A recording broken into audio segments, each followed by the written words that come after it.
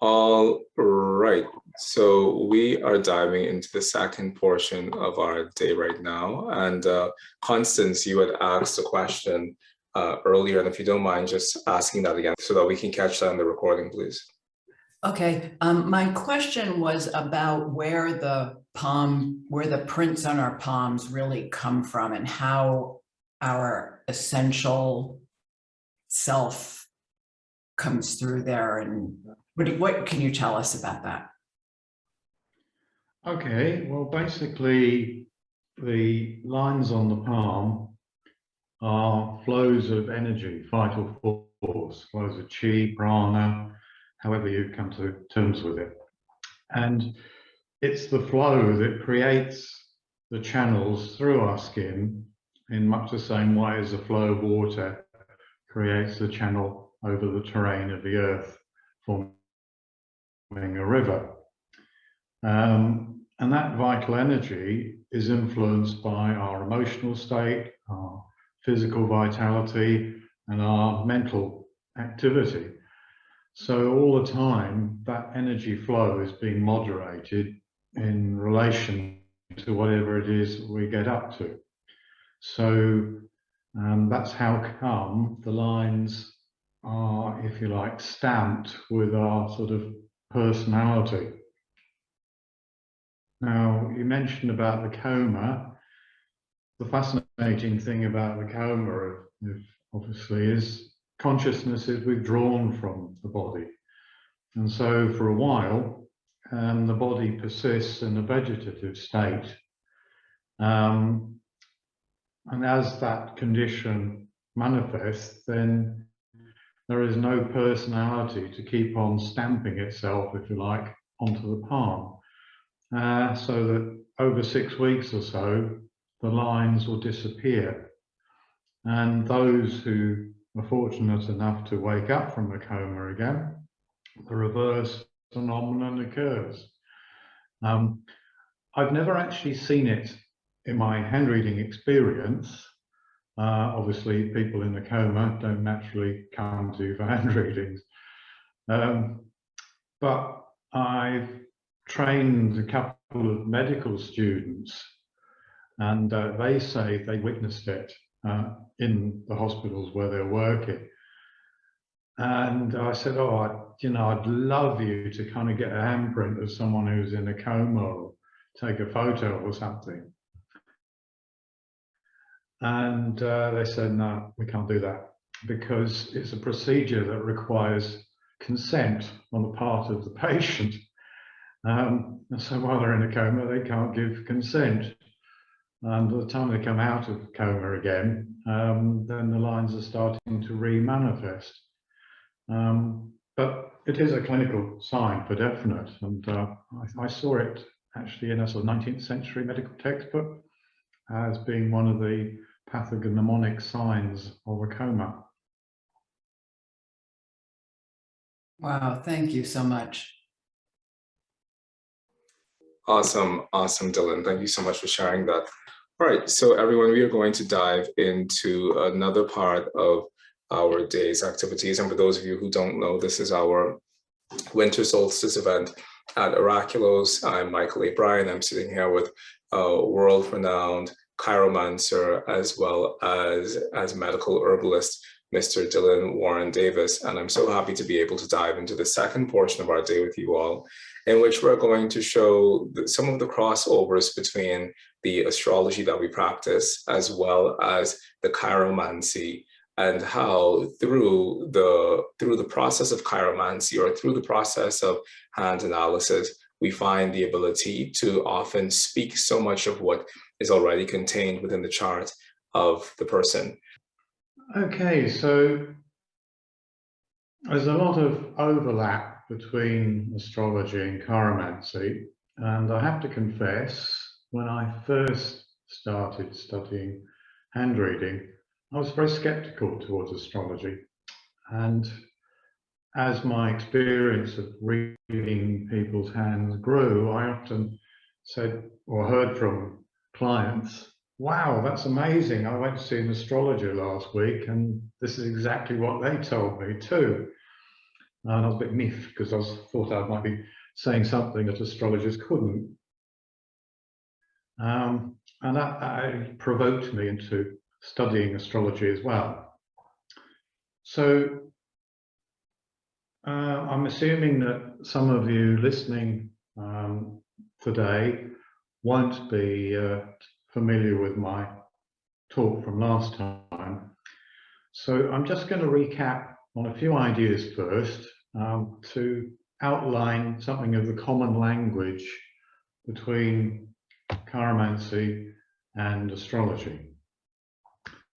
And this is a lovely image from Duke de Berry's Friedrich, and it illustrates the principle of mankind, humankind, being born in the image of the heavens. And here you've got a zodiacal man, or I think in this case a woman, in the middle of this ovoid shape, which is called the Vesica Piscis, or the fish bladder. It's a symbol of the universal mother out of which we are born. And on the periphery of it, around the edges of the labia of the Vesica, you've got all the constellations of the zodiac. So they're the constellations up in the heavens. And then within the figure, you see born in the middle of it, you'll see the zodiacal signs running from the head to the toe, Aries, Taurus, Gemini, Cancer, Leo, Virgo, and so forth, down to Pisces at the feet. So a birth chart, a natal chart, is an imprint of the heavens at the moment you're born into the material world. And then the hand, if you like, is the product of that event, of that circumstances. So if we kind of look at an astrological chart, I'd like to suggest a few ways that you can start seeing how the two are connected. Now, before we leave this image of the zodiacal man, you can see that Gemini is linked to the two arms and the hands. So Gemini and the third house in a natal chart are to do with the hands in a general way. Ruled by Mercury, and Mercury, of course, is synonymous for the vital force in the body, and it's to do with the vital force of the energy flowing through the lines on the hand. On this biblical quote, God has placed signs in the hands of all the sons of men, that all the sons of men may know his work. So basically, there is a spiritual dimension to this. So the energy that you see on the palm, the imprint that is created, is of the spirit, if you like, coming into that person. And when you know how to interpret it, you can find out what their particular gifts are, what their true vocation is, not necessarily their career. It's a much greater sense of work than that. So when you transpose the language onto the hand, you've got elements which you'll know in astrology as being subcomponents of the 12 zodiacal signs. So the 4 elements are to do with the physical world, material body, and it's the elements that are primarily used for classifying the shape, skin texture, and in this diagram here, the palm is divided into 4 regions corresponding to the 4 elements. Then you've got the lines on the hand, which use the planetary symbols to make sense of them. So you've got Mercury lines, Sun lines, Moon lines, Venus lines, Mars lines, so forth. That is another way that the two are overlapping. And then when you look at the fingers, you've got the allocation of the zodiac, 12 signs of zodiac to each phalanx. We've got 12 phalanges, which is rather useful. The thumb is separate from that, and it's to do with your willpower, your motivation. So putting all this together, you're not fixed in a pattern. You can do something about it. You can influence it. Now, it's said symbolically that man can oppose all the fingers with his thumb. Symbolically, it means that through our will, we can change the pattern of the elements that make up our temperament, our nature. So through will, we have control to influence our lives and make changes where we perceive is necessary. So there you can start to see the commonality of language. So the elemental world, it's so called, is applied to the body. The celestial world is applied to the palm, and the intellectual world corresponds to the fingers and the phalanges. So I gave that analogy earlier, so I won't go into that now. Now, the bit that really interests me in this sort of link up between the two is that you have these regions of the palm which are called mounts. And I believe that it's because the two disciplines have been studied side by side for thousands of years, that when the influence, say, of Jupiter is strong in the heavens in the birth chart, then the Jupiter mount here underneath the index finger, the Jupiter mount becomes strong. Similarly, if Venus is strong in the heavens, then the base of your thumb here, this mount becomes strong. That's the Venus mount. And so I think the designation of the planets to the various zones of the palm has come about by looking at people's natal charts. And over the centuries, hand reading experience has sort of verified that. So the mounts are important in that they provide sources of energy from which, or to which, or through which the palmar lines flow. And just as a river starting in different terrains has different characteristics, if you've got a river that runs out of a peat bog, then the river, when you get the waterfalls, it's sort of brown and it looks like beer is pouring over a cliff edge. Whereas if you've got a river that arises in chalk or limestone, the water is beautifully clear and often sparkling like champagne as it comes out of the ground. And so in a similar way, all the different planetary energies that are connected to the system of lines on the palm are there because they colour the energy of that person in a particular way. So there's the kind of palmistic names. You've got the head line, which is connected to Mercury. You've got the Venus line here, which is known as the vitality line. You've got Mars line here. Jupiter line comes up here, that's the heart line. Mercury line there, the Sun line there, and then the Saturn line going to the middle finger. So I don't want to sort of get bogged down too much at this stage on detail.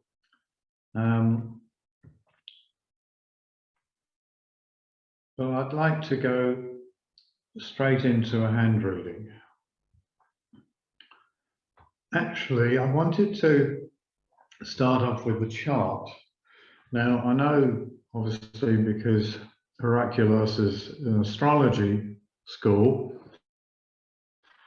then a lot of you will be very familiar with how to interpret a natal chart. And before we look at the hand, I'm interested in seeing what people can spot here. Perhaps, Michael, you'd like to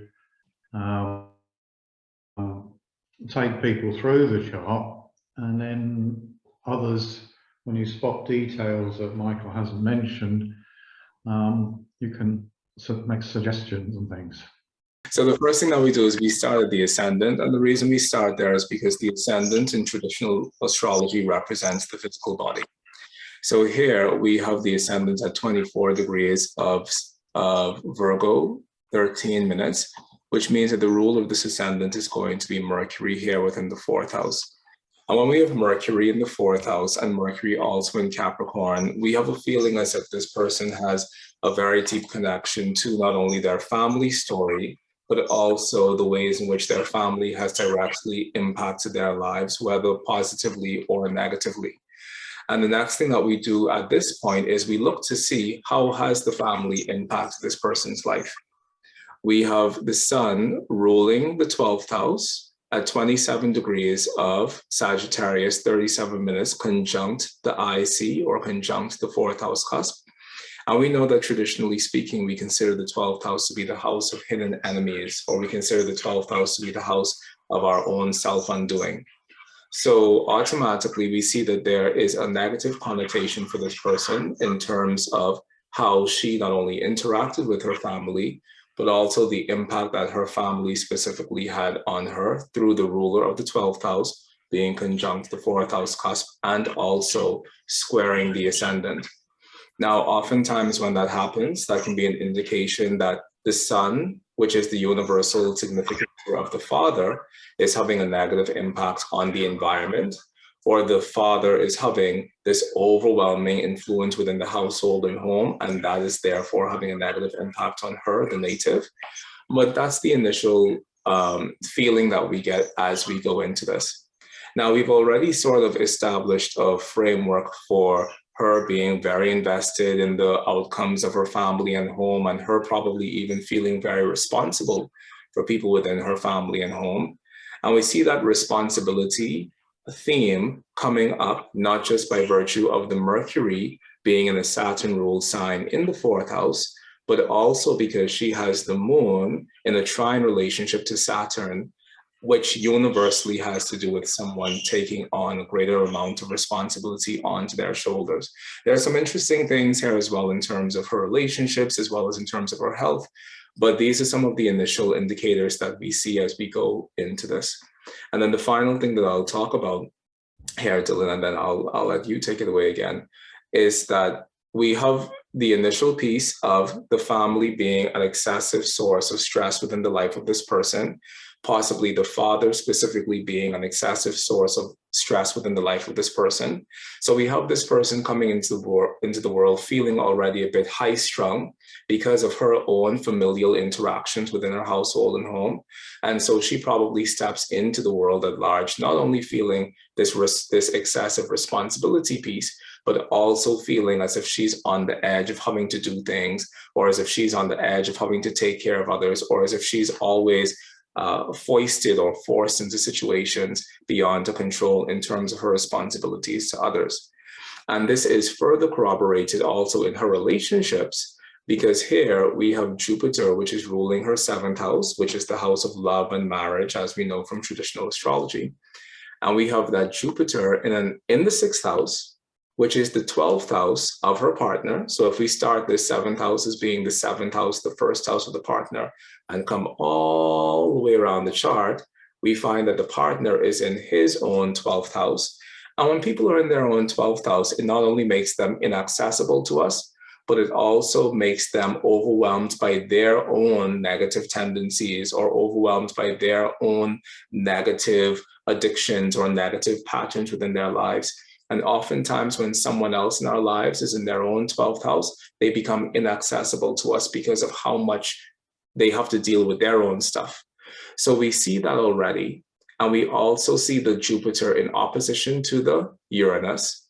And we also see the Jupiter in opposition to the Pluto. And so these themes of Jupiter opposite Uranus, Jupiter opposite Pluto, and Jupiter not only representing her father, but also representing if this is a heterosexual relationship, also representing the husband who she might marry, we see this theme of instability in terms of the love connections within her life. And we also see this theme of great suffering in terms of the love connections that she has within her life, which may stem from her initial relationship to her father. That may impact her ability to be a mother. That may impact her ability to feel fertile, as if she can actually give birth in the world. And that might create an overwhelming sense of discouragement and an overwhelming sense of disappointment insofar as she is manifesting in the world as mother, as wife, as daughter, as well as someone who's just able to really be a source of fertility, both in a literal way as well as a figurative way. So that's a little bit of some of the things that came up for me, Dylan. And I wrote down a lot more stuff, but I think that's a bit of a primer from what we would do with this, astrologically speaking. Well, let me just say, Mychal, what you described there was actually very much the reasons she came to me for a hand reading. There were big issues with her father. I should say that she was in the UK in the sense of trying to get away from her family. I think you're right, she was looking for a relationship partner, someone to marry, have family.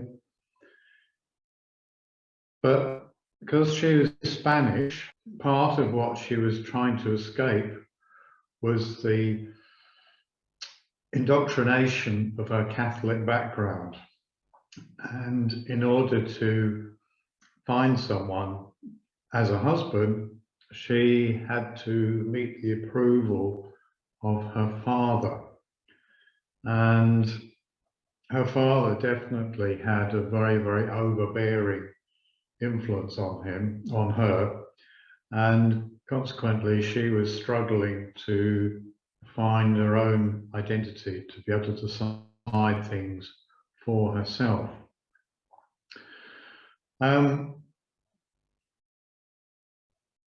In terms of the shape of the hand, one of the fascinating things is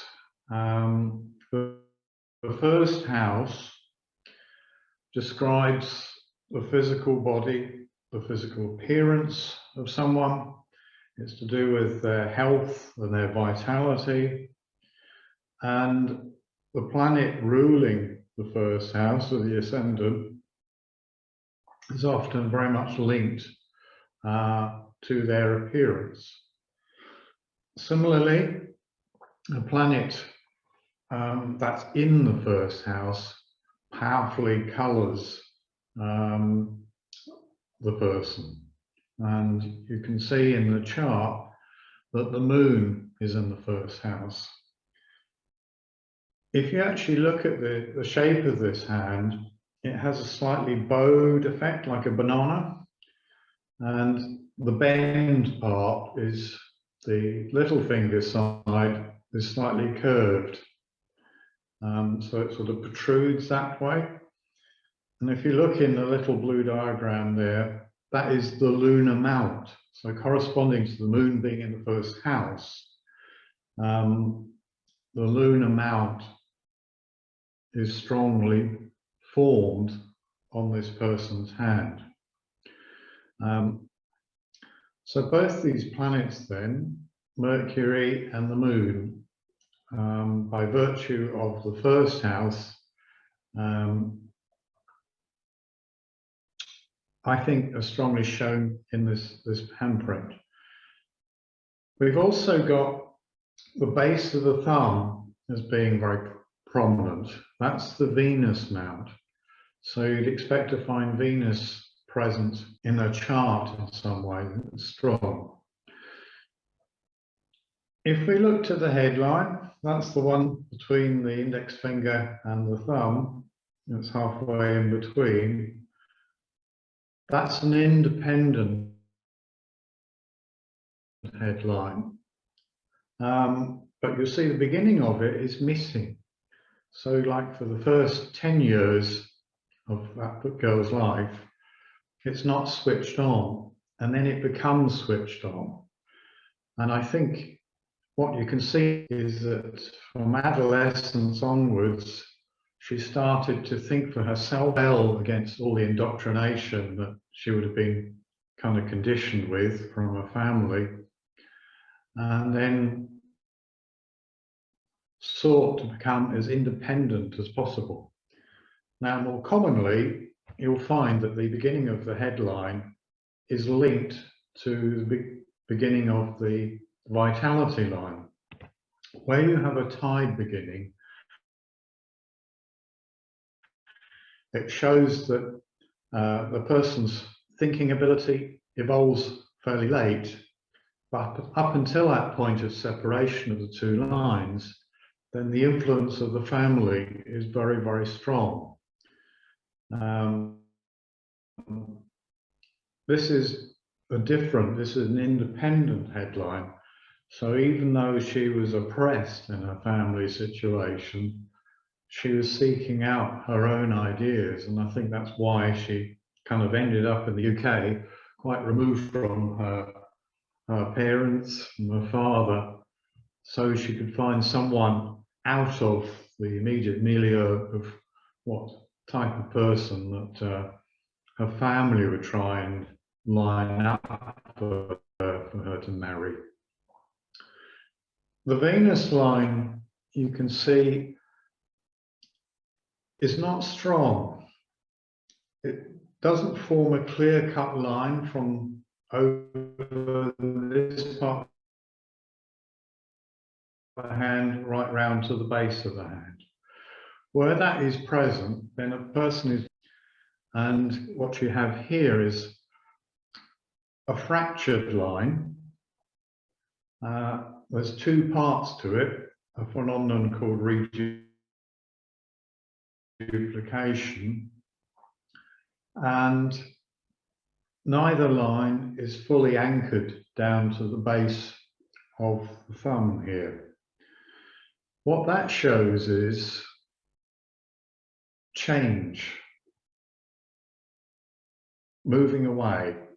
Now, it's like the analogy of two horses. You ride one till it's reached a point of exhaustion, but having the second horse cantering along beside you, you can then jump across, and ultimately the second horse then carries on the journey and the first one can be left behind.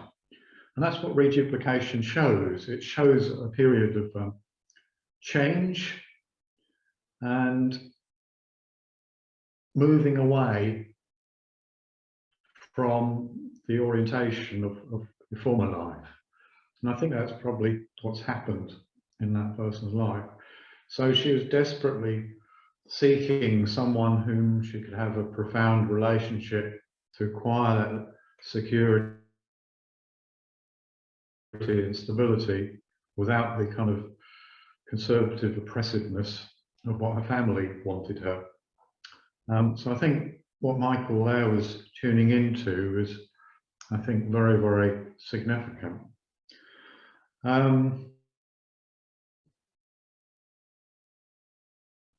In the chart, you've got that sort of wide conjunction of the Sun and Mercury, a sort of term which, what's the word?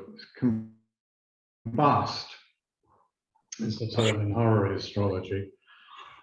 And that is an indication that that solar energy is overpowering her mind.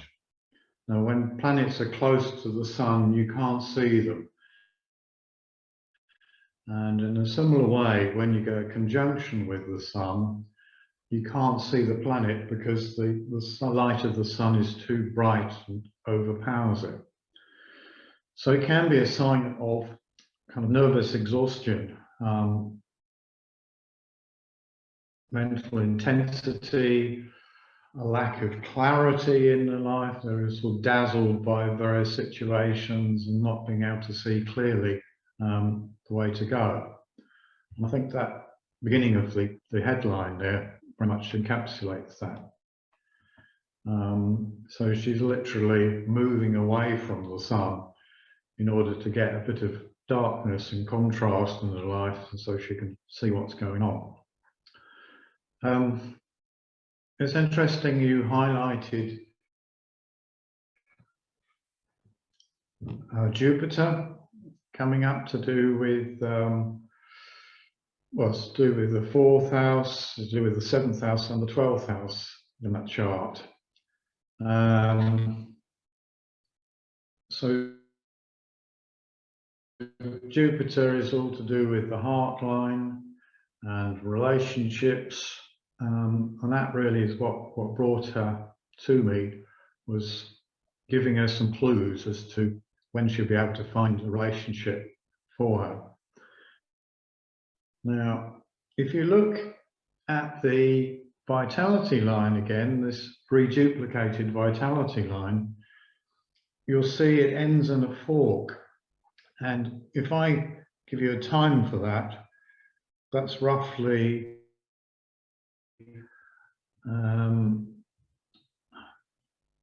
I would say 27 on that person's life. So when you get an off the vitality line, then that is often an indication of the start of a relationship. And when she came to me for the reading, she must have been about 27. So I think it was fairly imminent that she should meet someone in her life. Corresponding to this fork, this influence line starting, is also when the latter section of the vitality line forms. So this purpose, or this person has given a purpose, given a security, given a stability, everything that she was so desperately worried about finding because of the, I would imagine, the fears that her father had sort of instilled into her.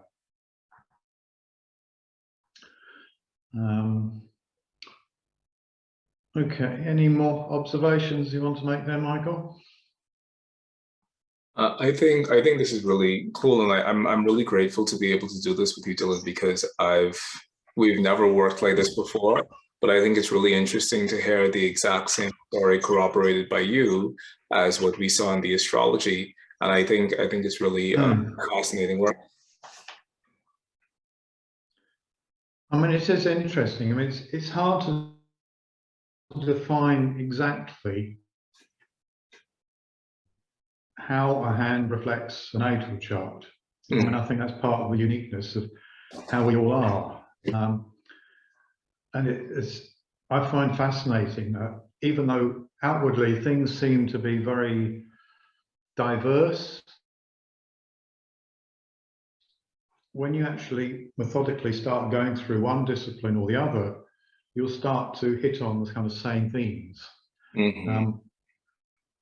One of the ways that I think is interesting is to look at the essential dignity of the chart.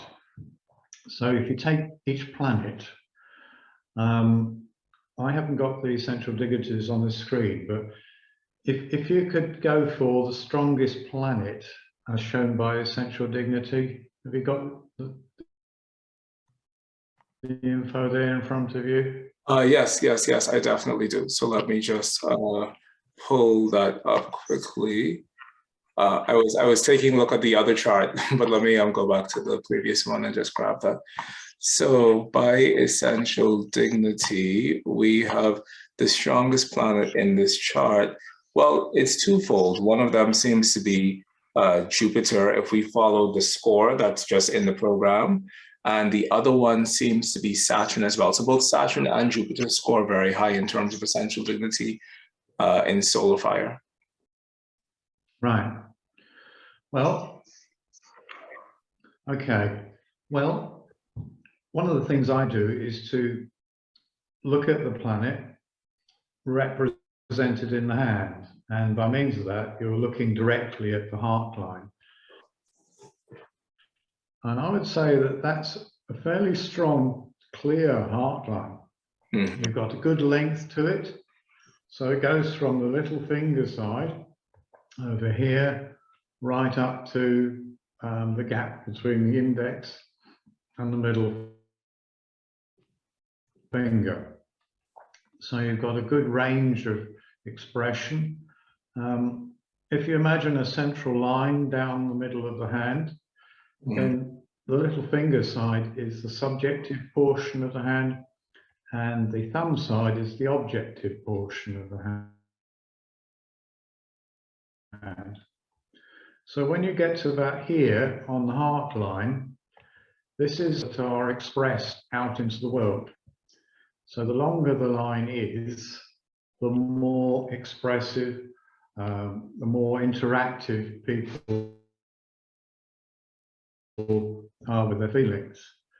And to illustrate the opposite of that, where I've put the cursor just now, sometimes that's where the line stops, or perhaps worse, it just steers round and goes straight up to the Saturn mount on the middle finger. So in a sense, what happens is the person does not express their feelings in any way. They are totally introverted. They keep their feelings to themselves. They don't trust their feelings. And traditionally, it describes as someone who's very gloomy and pessimistic as a consequence. They don't express their feelings outwardly, so they don't ever learn how to enjoy interacting with others and sharing delights, enthusiasm, happiness, and so forth. Now, this is not the case here. You've got one part of the line that comes out here, another part there. So this is a person who is very, very deeply feeling. And she is dynamic and expressive, all the features that are present so far. She does have a very artistic temperament. And I believe that she could easily express herself within art, and particularly within sort of dance and movement of her body. Okay, so the Saturn line also, if we mention that Saturn is a powerful planet,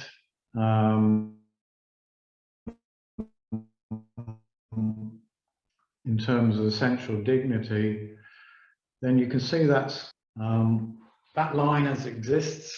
It kind of shows the strictness, the severity of the father, the paternal influence. Very rarely do you find a Saturn line go from the base of the hand right up to the middle finger. That is someone, this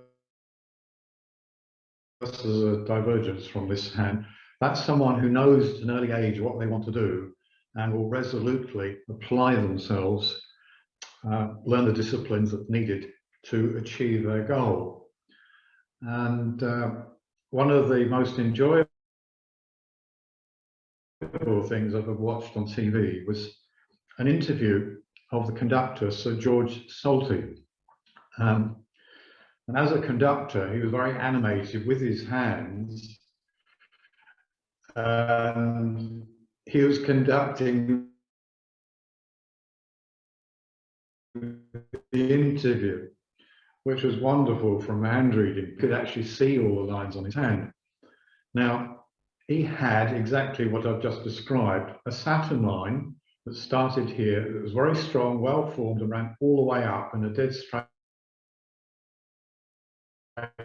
line to the base of his middle finger. He was asked in the interview when he first wanted to be a conductor, and astoundingly, he replied,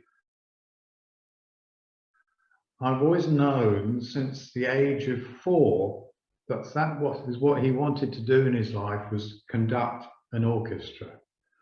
Now, most people haven't got a clue what they're going to do in their lives for mid-20s at least. So for a kid to have that sort of sense of where they're going, their sense of direction, is astonishing. Very sort of precocious quality. By the age of, I think it was 6, he said, he'd found out that in order to become a conductor, he had to learn 2 musical instruments. And at that tender age, he had decided to take up the violin and the piano. And I think by the time he was 10, he was at grade 8 in both those instruments. And when most people would be going on to high school, he went to a music college. And there he studied composition and orchestration and so on and so forth. And by the age of 14, he conducted his first full orchestral performance. I mean, that is astounding precociousness. But that, in a sense, is what that really strong Saturnine line would indicate. Now, we've only got half a Saturn line here. So, in a sense, the goals part of it is missing. But the earlier part is strong, and that, I think, is, I've never met him, but I should imagine he would have had quite a stern, forbearing influence on the growing child. Okay, can I quickly ask you what is the weakest planet by essential dignity? Okay, let's go and check that out.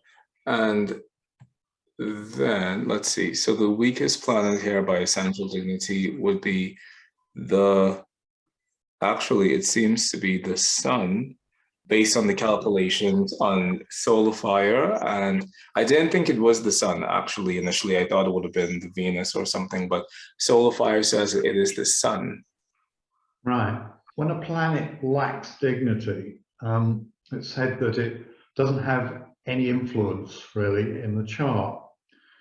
And the Sun line, were it to be present, if I can activate my cursor, there we go, runs from here up to the ring finger. You can see tiny little wispy traces of it, but it's not a clear and definite line, such as you see the headline or such as you see the heart line here.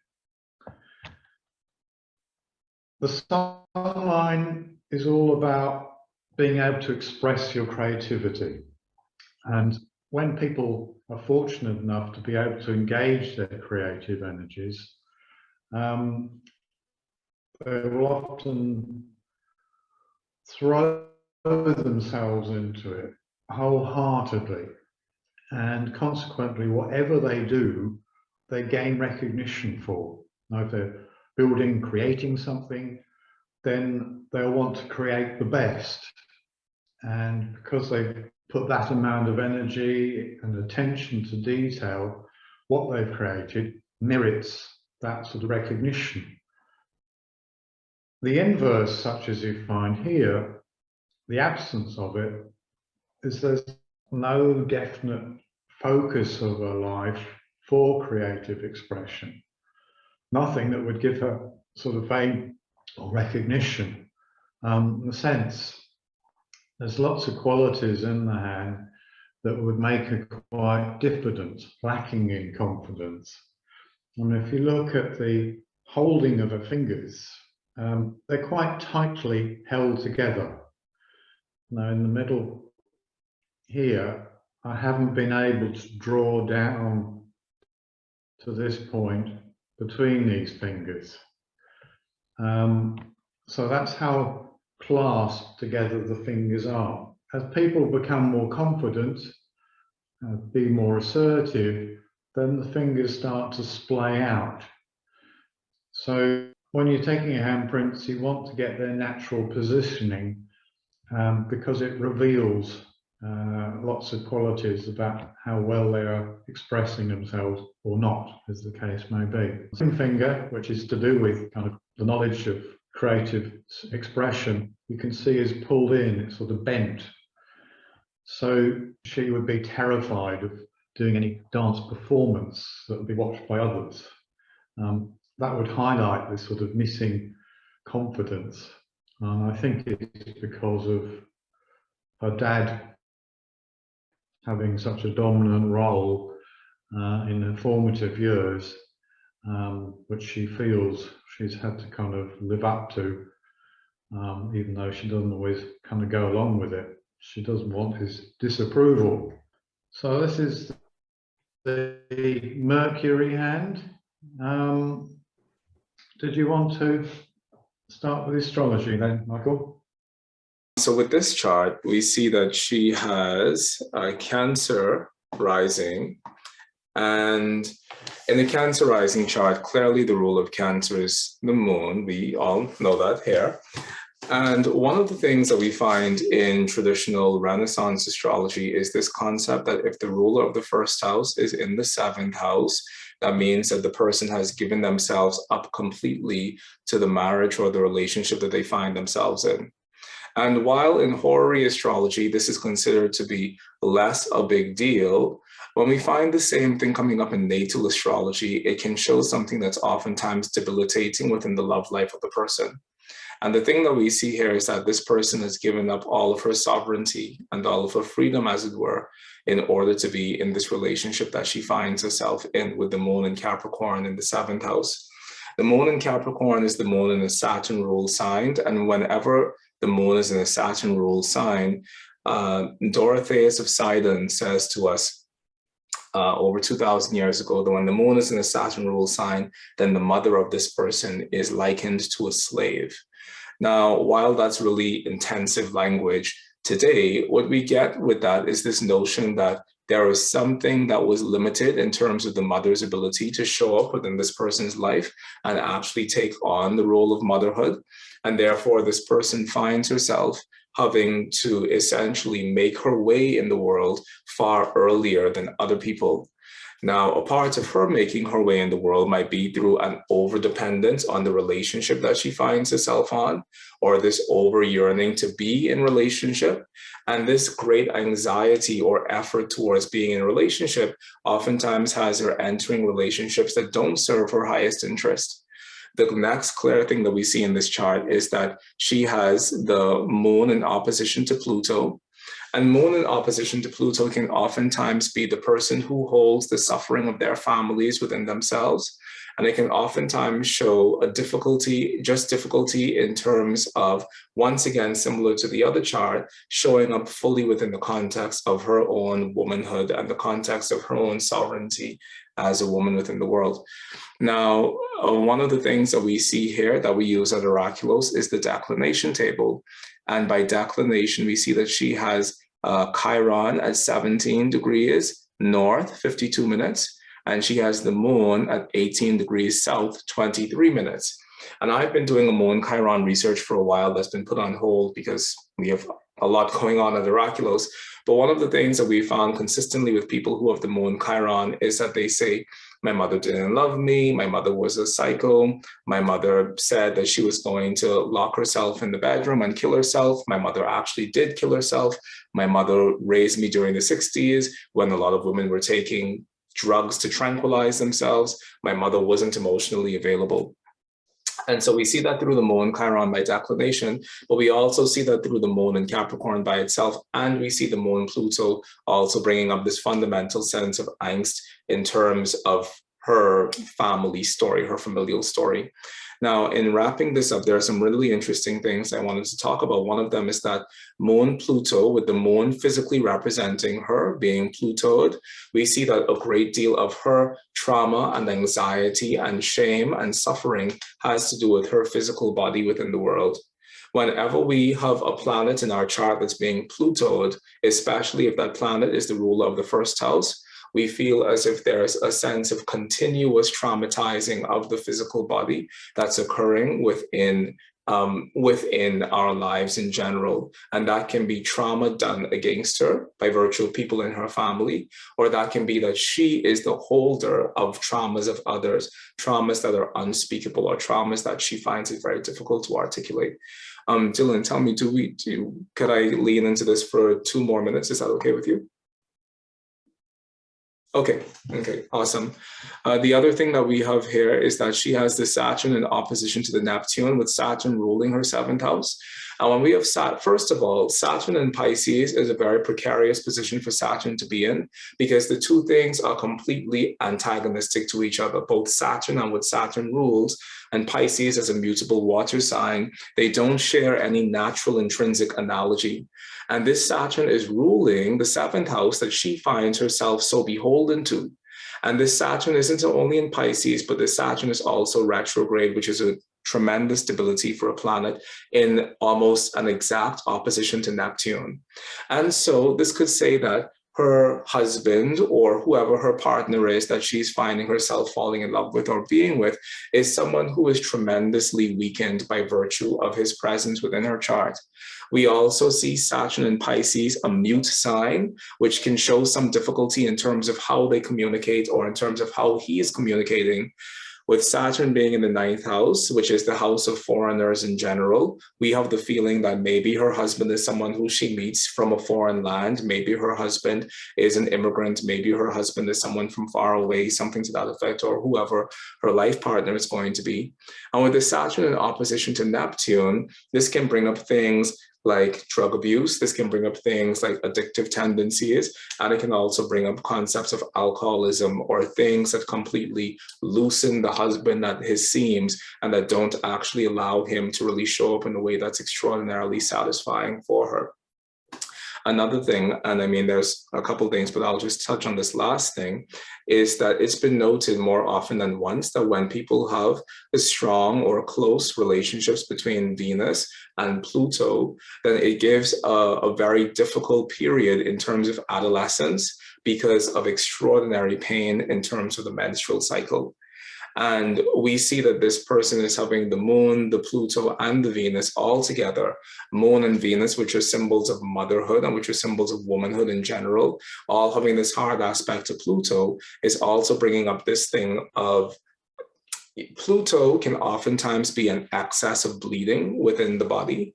And so this could be someone who has a heavy flow during menstruation, or heavy periods in general. This can be someone who has endometriosis, polycystic ovarian syndrome, things that fundamentally negatively impact the working of the female reproductive system, is something that we find here as well, with the connections between the moon, the Venus, and the Pluto. And I'm going to let you jump in, Dylan, and I'm going to step out for a bit, but there's some other amazing things I want to talk about in so far as midpoints are concerned, and I don't want to go too deeply into that just yet.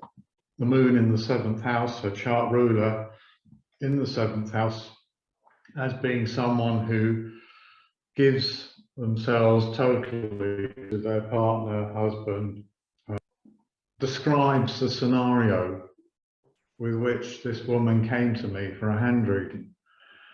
Basically, she was very happily married.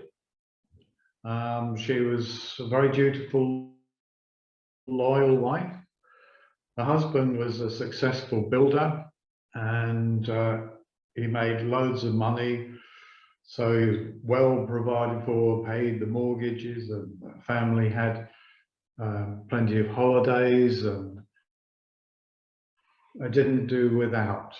And that was it. She had a very harmonious life until one day her husband suddenly had a stroke, and her whole life literally just fell apart. And from not having to do very much in her life other than just keep the house in order and tend to the family, not that that's a sort of insignificant task in itself, from a comfortable life, she suddenly became her husband's full-time carer. And that was horrendous for her. She couldn't handle it at first, and she was at the point of tears all the way through the reading. And it was at that point that her friends recommended, oh, go along and see Dylan. He'll be able to help you out. So we've got the moon as the chart ruler. And this is unusual in that there is a lunar line. I hope you can see this. There's a crescent line here that curves around the lunar mount.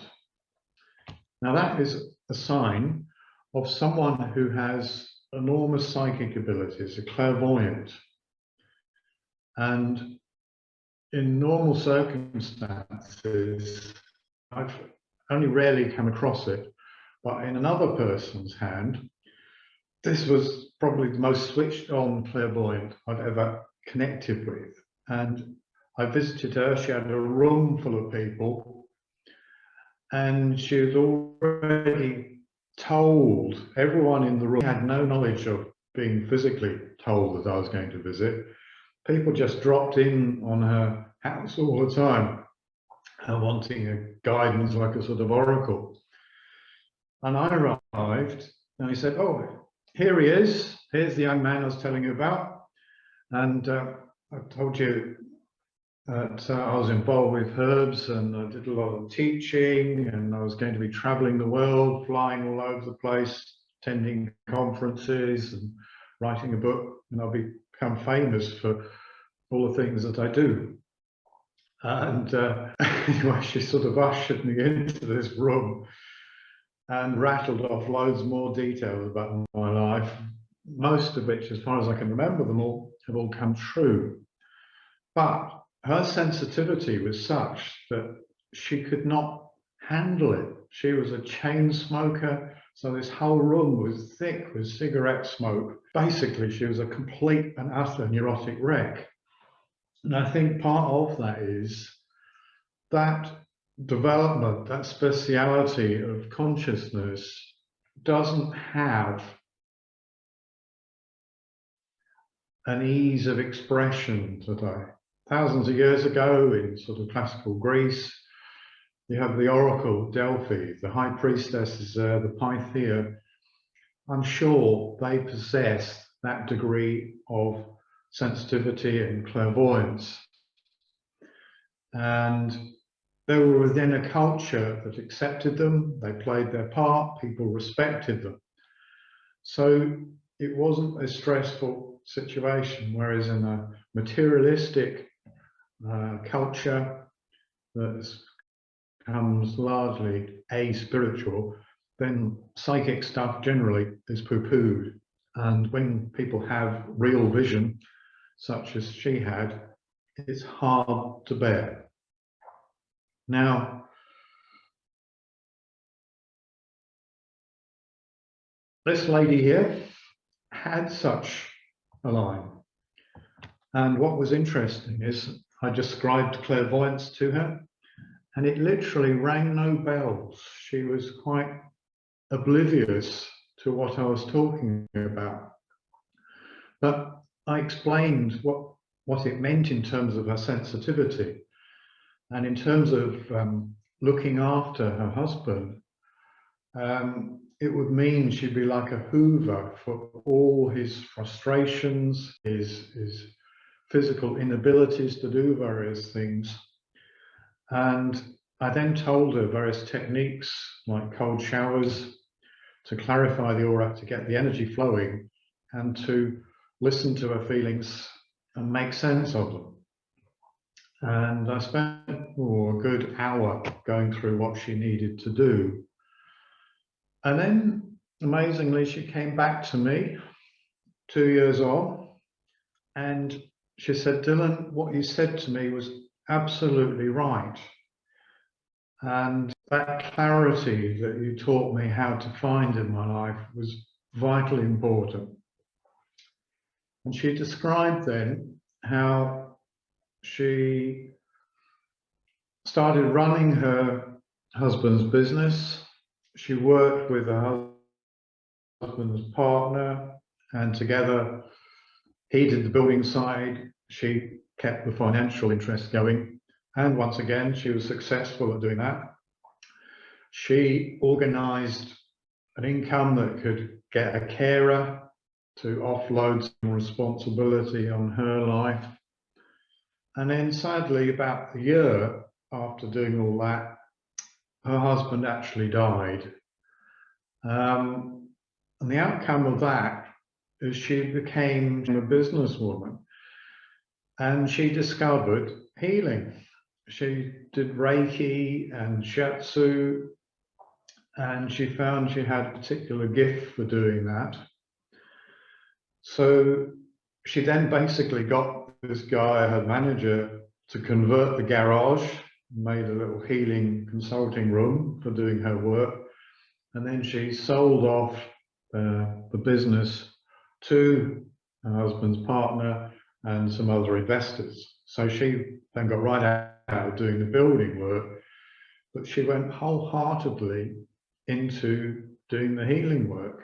And amazingly, within a year, she had sufficient flow of clients that she was rolling in money again. So it was a kind of radical transformation.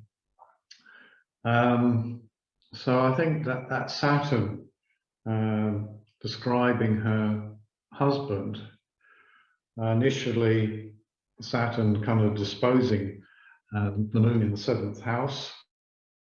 So she kind of worshipped him, looked up to him, he did everything for her. Suddenly all that was ripped away. So Saturn, his death, suddenly launched her and unfolded all this healing potential. The difference in her from when I first saw her to when she came back for a second reading was astronomical. But I think it also beautifully illustrated the nature of that lunar line and what it represents in terms of clairvoyance. Saturn being strong, you can see here that very, very powerfully well-formed Saturn line, something like what I was describing to you about Sir George Salty's hand. And then in the midlife here, she must have been 35 odd when all this trauma collapsed on her. Then there's a new Saturn line forming that sort of takes over. So that's, if you like, her husband's support and stability in her life. And suddenly, a dramatic change, and then she derives her own independent security and stability and direction. So a very, I think, revealing hand reading and a very interesting outcome for her. Any sort of questions there? Any observations from the chart? One of the things that I think is really interesting here is that this ancient aphorism about the mother becoming a slave when you have the moon in a Saturn sign. But I think here what we see is that she herself is the one who became the slave in terms of this relationship. Yes. Because this moon isn't just representing her mother, this moon is specifically representing her. And so therefore she takes on this additional Saturnian burden in the space of her marriage. And I think that this Saturn in Pisces retrograde in opposition to the Neptune completely describes the condition of the husband, because once again, Saturn and Pisces in general, they're just very counterintuitive. That's a very counterintuitive relationship. And then when we put that Saturn and Pisces retrograde and in opposition to Neptune, first of all, the Saturn-Neptune combination, if we go to cosmobiology or Uranian astrology, Saturn-Neptune is a combination for disease. And it is a combination for sickness whenever someone has Saturn and Neptune in that way. Like I said, Saturn is a mute sign. And so the husband is this Saturn retrograde in Pisces, which is a mute sign. And so Saturn, Neptune, the dissolving of my marriage or the dissolving of my husband and the dissolving of the voice of my husband, I think really clearly indicates the conditions necessary for a stroke to occur. Yes. So it's all very interesting. It's all, and I mean, even the Chiron is brought into this axis as well, because the Chiron is squaring the Saturn-Neptune combination. And so it all seems to very much tie and point in that direction. And earlier I was talking about how the Saturn-Neptune in relationship to the husband could deal with deception, or it could deal with dishonesty, or it could deal with alcoholism, because those are some of the usual ways that we see Neptune manifesting. Neptune as a thing that draws a person away from you into a hole of their own demise. And some of the ways in which people are drawn into a hole of their own demise could be through addiction, could be through alcoholism, could be through things like that. But sickness is also on the spectrum of Neptune possibilities. And so sickness is essentially what drew her husband into a hold of his own demise, as it were, even though it wasn't intentional. It's still having that Neptunian implication that everything is going on well, and then my life, my husband, the foundation of my life gets completely washed away. And so I think that what you said describes this perfectly, but I think the chart also describes this very perfectly as well. Yes. Just coming back to the Pluto moon opposition here. I mean, I think that very much describes discovering her healing capacity. I often find Pluto is to do with sort of wise wounds, things that sort of debilitate you, but ultimately through resolving that debility, you gain the knowledge, the strength in order to overpower it, transform it into something much more positive. I mean, the chalk and cheese between the two readings that I did for her was amazing. Mm-hmm. I mean, literally, she came as a broken woman, and the next time I saw her, she was absolutely flowered in terms of her potential. Another thought that came to me when you're delineating the fact that Saturn, her partner, her husband, is in the 9th. This woman was actually Polish, and she'd come to Britain and married an English guy as a husband. So you've actually picked on that unwittingly, very accurately. Well, there's one question that came up, Dylan, and one of them was, well, the question was, do the outer planets factor in on the hand at all? Yes, I incorporate the outer planets into the hand. Now, when you look in palmistry books, there's a number of lines that have got rather woolly names. So when I wrote the hand reveals, I actually delineated the symbolism of each planet and then applied them to these rather woolly sounding names to lines on the palm. Pluto, this line here, we would, it's called the Via Lasciva, the line of lasciviousness. And when you read about it in palmistry books, it's to do with sort of drunken debauchery, people getting totally intoxicated or become addicted to drugs, that sort of thing. And I would link that with Pluto as the lord of the underworld. Its very location on the hand is right down the bottom in the sort of water quadrant, the emotional area of the person. So it's to do with that very, very deep charge of emotional energy. It is to do with sort of sexual drive and motivation. And so you find that it's to do with murderers, drunkards, prostitution. And I think why it's got such a bad reputation is because people, certainly in earlier centuries, have not been able to fully express that sexual energy in a positive way within a relationship. Hence, it expresses in bad ways, and people sort of get wound up in prison as a consequence of it. The the Mercury line, I mean, I perceive Mercury as ruling two lines on the hand. Mercury would naturally connect with the headline, the use of the mind, expression of ideas, communication, and so forth. And then there's a second line which runs from the base of the hand up to the little finger. And that is to do with health. It's to do with the state of the nervous system in the body. And so the second Mercury line I attribute to Uranus. And I think it makes much more sense in terms of a person's ability to draw from their intuition. It's a knowledge that sort of comes to them over and above the rational mind, picking up on ideas, reflecting on them, communicating them out into the world again.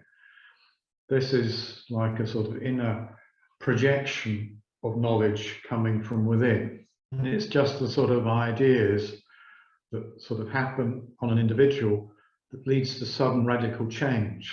Suddenly people get, wow, I don't like this, I don't know what's going on here, but I've got to go with this rather than do what I was doing previously. It's to do with sudden insights, sudden radical change, sudden inventions, new opportunities sort of opening up.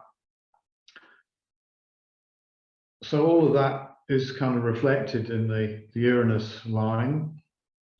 And then the other obvious line here is the one that sort of rings around underneath the two middle fingers. And this traditionally is called the girdle of Venus. And if the heart line here is to do with the normal expression of feeling, then the girdle of Venus is a much more sublimated form of emotional expression, of sensitivity. And I think one of the phrases that's captured my imagination when I was studying it is that Neptune is described as the higher octave of Venus. So I ascribe this girdle of Venus from palmistic books to Neptune. So you get this heightened sensitivity for people, such as you get when Neptune is strong in the natal chart. You're also seeing it as strong in people who blow their mind with drugs, whether it's sort of legal sort or the illegal sort. But particularly people probably ayahuasca, that's the correct pronunciation of it. And they literally have a sort of mind expanding trip. And after they've had it, it often opens people up to this sensitivity, but they have difficulty controlling it. And my first meditation teacher, who specialized in teaching yoga to people who've blown their mind on acid and basically rehabilitate themselves and put them back on the physical road and also the spiritual path again. And he said, when you take acid, it's like seeing infinity through the hole in the top of your head. You see that vision of what is beyond. It's like suddenly being dumped on top of a mountain and you see the view. But the problem is, because you haven't learned the discipline of climbing up the mountain, you can't get off it. You're stuck there. If you had the discipline of climbing up it, you had the discipline of climbing down safely. And in hands where people have had various trips, you often see not a clear-cut line, but a sort of mishmash, a jangle of lines in this region where their sensitivities have been woken up, albeit partially. And that, I think, ties in with the general association of Neptune and sort of narcotics of various sorts, alcohol, intoxication, and so forth. So I see these three lines as being very intimately connected to sexuality. The bottom here, the Pluto line, is very much to do with what could be described as libido, the physical drive, the urge. Then Uranus is how that energy then gets elevated within the sexual act. And then above it, the girdle Venus, the what we're now calling Neptune line, is that sort of vision, that connection that can open up when you have a fully harmonious sexual relationship in your life. There's a point where you cease to exist and you become one with who you're ever with. And that is a deeply nourishing and enriching experience to have. So in a sense, all that energy needs to be unified, needs to be expressed, needs to be put together in order to get the sort of most powerful, harmonious expression of it all. I've heard about the girdle of Uranus before, but I've never known that there was this larger correlation between the outer planets and the lines of the hands. And so thank you so much for bringing that in, because I mean, we definitely use Uranus, Neptune, and Pluto within the context of our astrology. And so clearly they should also show up on the lines of the hand. Dylan, once again, thank you so much for joining us for both these segments today, for both the interview at the beginning, as well as this segment now. And we have some people saying that they loved what we did today. And if you have any comments that you want to drop in the comment section, please feel free to share them there. Miyate is saying, thank you, Dylan. Ebony is saying that this was so cool. She loved seeing the 2 examples. And I've also been getting messages on my phone from people who really enjoyed it. Mary is saying, great talk. Once again, everyone, I'm dropping the information down below in the comments in the chat box for Dylan's program at Oraculos. And it is on www.oraculosastrology.com. And you go to the page that says Learn Chiromancy. And that program is coming up. It's right around the corner. And the program, all the information that you need to learn about it or to know about it is over on our website. So please feel free to go and check it out. And once again, the starting date for this, we bumped it up based on everyone's requests. So the starting date for this is going to be the 21st of February 2020. So literally, we are about roughly 10 weeks away. Yeah, so it's right around the corner. So please feel free to go and sign up for Dylan's program. I mean, I'm going to be there because I know that there's so much that I can learn from you. Once again, everyone, there's the information down below. I've already seen people starting to sign up today.